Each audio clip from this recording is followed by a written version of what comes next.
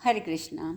संजय जी आगे बताते हैं कि अश्वत्थामा का भीमसेन और अर्जुन के साथ भयंकर युद्ध हुआ, परंतु भगवान श्री कृष्ण की सहायता से वह युद्ध में हार गया। तत्पश्चात द्रोण कुमार धनुष त्याग कर रथ से कूद पड़ा और धिक्कार है, यह सब मिथ्या है, ऐसा कहकर रणभूमि में वेगपूर्वक भाग चला। इतने में उसे स्निग्ध मेघ के समान श्याम कांति वाले वेद और सरस्वती के आवास स्थान तथा वेदों का विस्तार करने वाले पाप शून्य महर्षि व्यास वहां दिखाई दिए।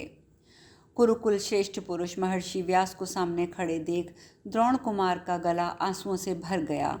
उसने अत्यंत दीन भाव से प्रणाम करके उनसे इस प्रकार पूछा, महर्षि, ये माया है या दैव इच्छा? मेरी समझ में नहीं आता, ये क्या है? ये अस्त्र झूठे कैसे हो गए? मुझसे क्या कोई गलती हुई है? मैंने आग्नेयास्त्र का प्रयोग किया और अस्त्र के प्रभाव में कोई उलटफेर तो नहीं हो गया, क्योंकि संपूर्ण लोगों का पराभव होने वाला है, ये मैं जानता था। जिससे ये दोनों कृष्ण जीवित बच गए हैं, ये कैसे संभव हुआ? निश्चय ही काल का उल्लंघन करना अत्यंत कठिन है। मेरे द्वारा प्रयोग किए गए अस्त्रों को असुर, गंधर्व, पिशाच, राक्षस, सर्प, पक्षी, मनुष्य किसी तरह व्यर्थ नहीं कर सकते थे।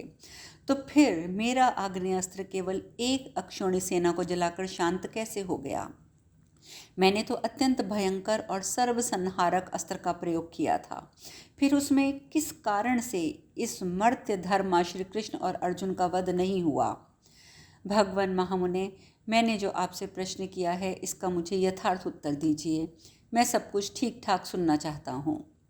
महर्षि व्यास बोले, तू जिसके संबंध में आश्चर्य के साथ ये प्रश्न कर रहा है, उस महत्वपूर्ण विषय को मैं तुझे बताता हूँ। अपने मन को एकाग्र कर और सब कुछ सुन।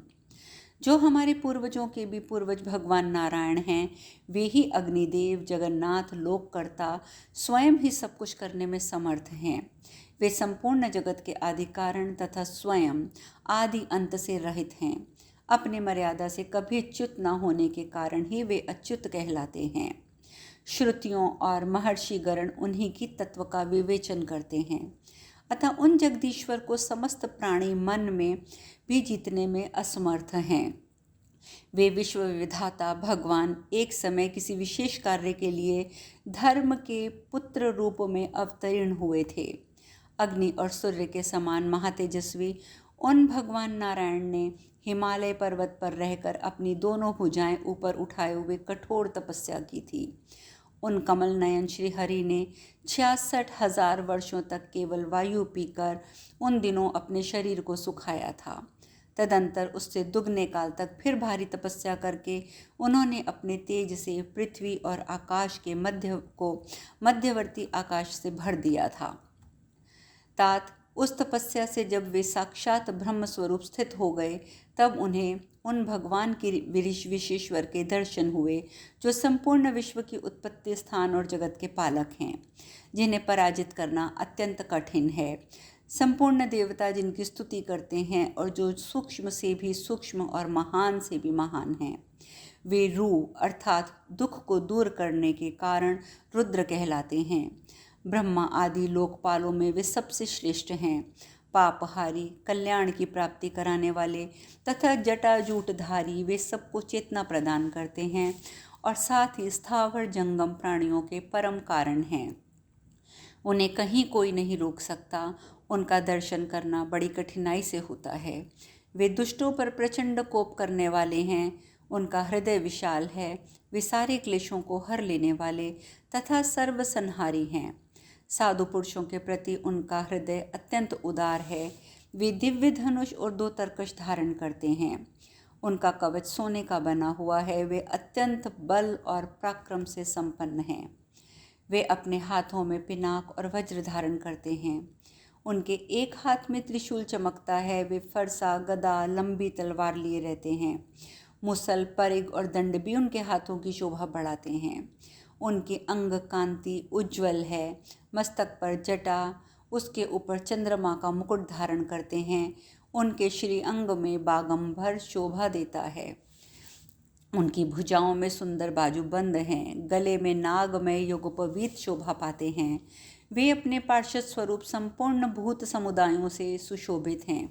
उन्हें एकमात्र अद्वितीय परमेश्वर समझना चाहिए। वे तपस्या की निधि हैं। वृद्ध पुरुष प्रिय वचनों द्वारा उनकी स्तुति करते हैं। जल, दिशा, आकाश, पृथ्वी, चंद्रमा, सूर्य, अग्नि तथा जगत को माप लेने वाला काल, ये सभी उन्हीं के स्वरूप हैं। वे ब्रह्मद्रोहियों के नाश का और मोक्ष के परम का कारण हैं। दुराचारी मनुष्य उनका दर्शन पाने में भी असमर्थ हैं। जिन्होंने मन से शोक संताप को सर्वथा दूर कर दिया है, वे सदाचारी ब्राह्मण पापों का क्षय हो जाने पर जिनका दर्शन पाते हैं, वह संपूर्ण विश्व जिनका स्वरूप है, जो साक्षात धर्म और स्तवन करने के योग्य परमेश्वर हैं, वे ही महेश्वर वहाँ उनकी तपस्या और भक्ति के प्रभाव से प्रकट हो गए तथा तपस्वी नारायण ने उनका दर्शन किया। उनका दर्शन करके मन, वाणी, बुद्धि और शरीर के साथ उनकी अंतरात्मा हर्ष से खिल उठी। उन भगवान वसुदेव ने बड़े आनंद का अनुभव किया। रुद्राक्ष की माला से विभूषित तथा तेज की परम निधि रूप उन विश्वविधाता का दर्शन करके भगवान नारायण ने उनकी वंदना की। वे वरदायक प्रभु हष्ट पुष्ट मनोहर अंगों वाली पार्वती देवी के साथ क्रीड़ा करते हुए पधारे थे।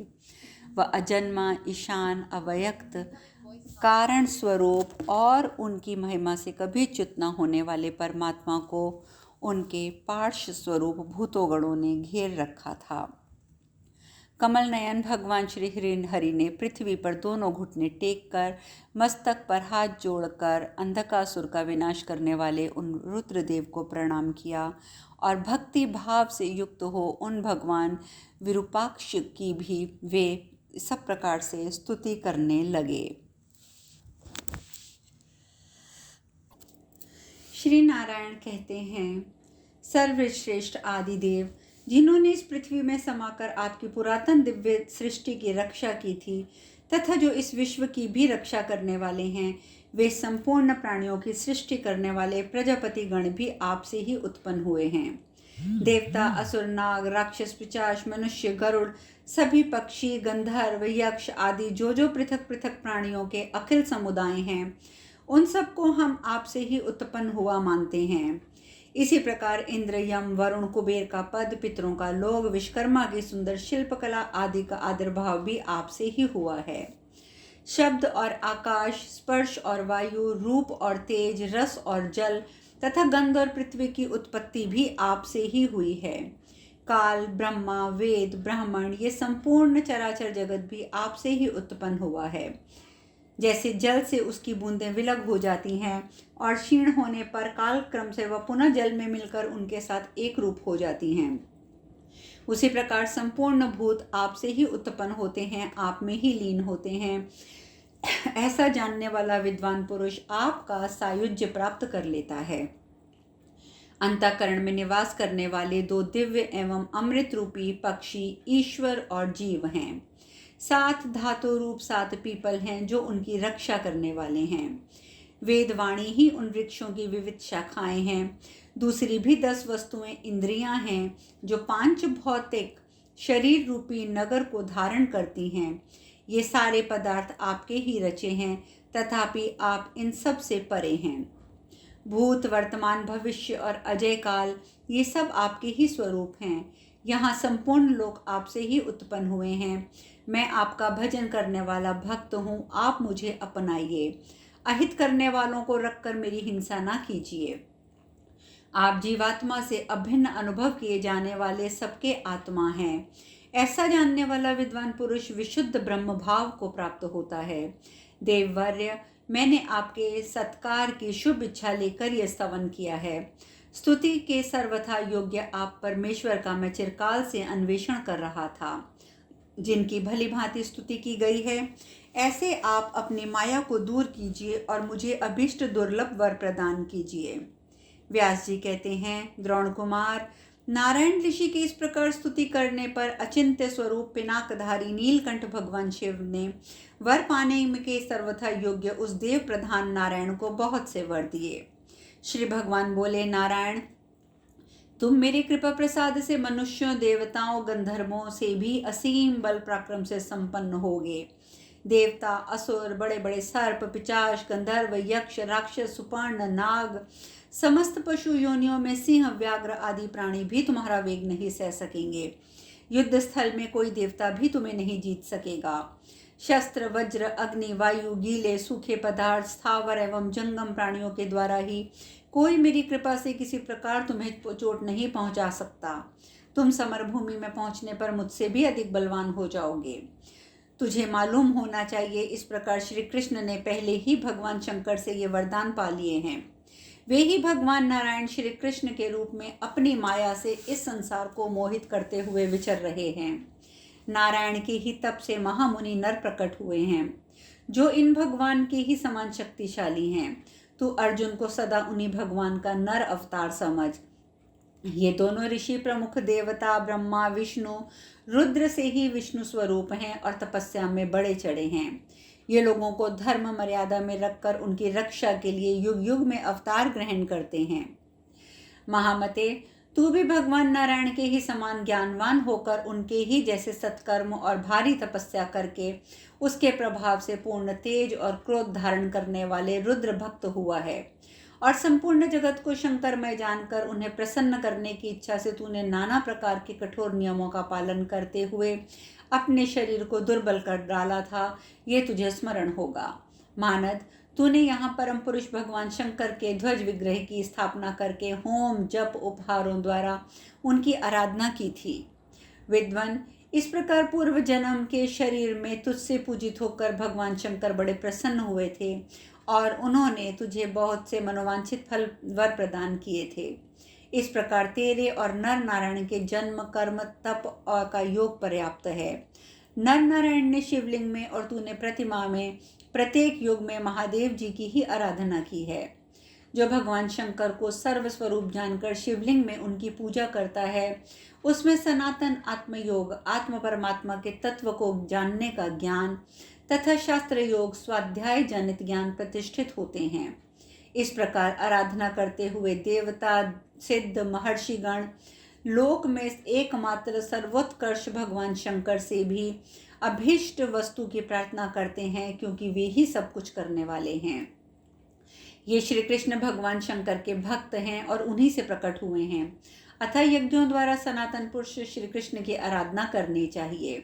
जो भगवान शिव के लिंग को संपूर्ण भूतों की उत्पत्ति का स्थान जानकर उसकी पूजा करते हैं, उस पर भगवान शंकर अधिक प्रेम करते हैं। संजय कहते हैं, राजन, व्यास जी की ये सब बातें सुनकर द्रोण पुत्र महारथी अश्वत्थामा ने मन ही मन भगवान शंकर को प्रणाम किया और श्री कृष्ण की महत्ता को स्वीकार किया और उसके शरीर में रोमांच हो आया। उसने विनीत भाव से महर्षि को प्रणाम किया और अपनी सेना की ओर देखकर उसे छावनी में लौटने की आज्ञा दी। प्रजानाथ, तदंतर युद्ध स्थल में द्रोणाचार्य के मारे जाने के बाद पांडवों और दीन कौरवों की सेनाएं अपने अपने शिविर की ओर चल दी।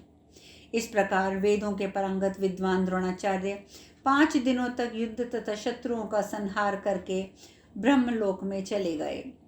इस प्रकार श्री महाभारत द्रोण पर्व के अंतर्गत नारायणास्त्र पर्व में व्यास वाक्य और शतरुद्रीय स्तुति विषयक 201वां अध्याय पूर्ण हुआ।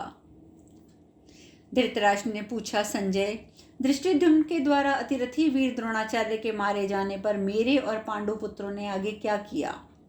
संजय ने कहा, भरतश्रेष्ठ, दृष्टिद्युम्न द्वारा अतिरथी वीर द्रोण के मारे जाने पर जब समस्त कौरव भाग खड़े हुए थे, उस समय अपने को विजय दिलाने वाले एक अत्यंत आश्चर्यमयी घटना देखकर कुंती पुत्र अर्जुन अकस्मात वहां आए हुए वेद व्यास जी से उसके संबंध में इस प्रकार बोले। अर्जुन बोले, महर्षि, जब मैं अपने निर्मल बाणों द्वारा शत्रु सेना का संहार कर रहा था, उस समय मुझे दिखाई दिया कि एक अग्नि के समान तेजस्वी पुरुष मेरे आगे आगे चल रहे हैं। महामुने, वे जलता हुआ शूल हाथ में लेकर जिस ओर जाते, उसी दिशा में मेरे शत्रु विदीर्ण हो जाते थे। उन्होंने ही मेरे समस्त शत्रुओं को मार भगाया है, किंतु लोग समझते हैं कि मैंने ही उन्हें मारा है और भगाया है। शत्रुओं की सारी सेनाएं उन्हीं के द्वारा नष्ट की गई हैं। मैं तो केवल उनके पीछे पीछे चलता था। भगवान, मुझे बताइए, वे महापुरुष कौन थे? मैंने उन्हें हाथ में त्रिशूल लिए देखा था। वे सूर्य के समान तेजस्वी थे। वे अपने पैरों का पृथ्वी को स्पर्श नहीं करते थे। त्रिशूल को अपने हाथ से अलग कभी नहीं छोड़ते थे। उनके तेज से एक ही त्रिशूल से सहस्त्रों नए नए शूल प्रकट होकर शत्रुओं पर गिरते थे। व्यास जी कहते हैं, अर्जुन, जो प्रजापतियों में प्रथम तेज स्वरूप, अंतर्यामी और सर्वसमर्थ हैं, भूर्वलोक, भुवरलोक और समस्त भुवन जिनके स्वरूप हैं, जो दिव्य विग्रहधारी और संपूर्ण लोकों के शासक एवं स्वामी हैं, उन्हीं वरदायक भगवान श्री कृष्ण, भगवान ईश्वर शंकर ने तुमने दर्शन किए हैं। वे वरद देवता संपूर्ण जगत के ईश्वर हैं। तुम उन्हीं की शरण में जाओ। वे महान देव हैं, उनका हृदय महान है। वे सब पर शासन करने वाले सर्वव्यापी और जटाधारी हैं। उनके 3 नेत्र हैं, विशाल भुजाल हैं। रुद्र उनकी संज्ञा है। उनके मस्तक पर शिखा तथा शरीर पर वल्कल वस्त्र शोभा देता है। महादेव, हर और स्थाणु आदि नामों से प्रसिद्ध वरदायक भगवान शिव संपूर्ण भुवनों के स्वामी हैं। वे ही जगत के कारणभूत अव्यक्त प्रकृति हैं। वे किसी से पराजित नहीं होते हैं। जगत को प्रेम और सुख की प्राप्ति उन्हीं से होती है। वे सबके अध्यक्ष हैं। वे ही जगत की उत्पत्ति के स्थान, जगत बीज, विजयशील, जगत के आश्रय, संपूर्ण विश्व के आत्मा, विश्व विधाता, विश्व रूप और यशस्वी हैं। वे ही विश्वेश्वर, विश्व नियंता, कर्मों के फलदाता, ईश्वर और प्रभावशाली हैं। वे ही सबका कल्याण करने वाले और स्वयंभू हैं। संपूर्ण भूतों के स्वामी तथा भूत, भविष्य और वर्तमान के कारण भी वे ही हैं। वे ही योग और योगेश्वर हैं। तीनों लोकों के एकमात्र सृष्टा, त्रिलोकी के आश्रय, शुद्धात्मा, भव, भीम और चंद्रमा का मुकुट धारण करने वाले वे ही हैं। वे सनातन देव इस पृथ्वी को धारण करने वाले संपूर्ण वागीश्वरों के भी ईश्वर हैं। उन्हें जीतना असंभव है। वे जगदीश्वर, जन्म, मृत्यु, जरा आदि से परे हैं। वे ज्ञान स्वरूप, ज्ञानमय, ज्ञान में श्रेष्ठ हैं। वे अपने भक्तों को कृपापूर्वक मनोवांछित उत्तम फल देने वाले हैं। अब शेष कथा कल। हरे कृष्णा।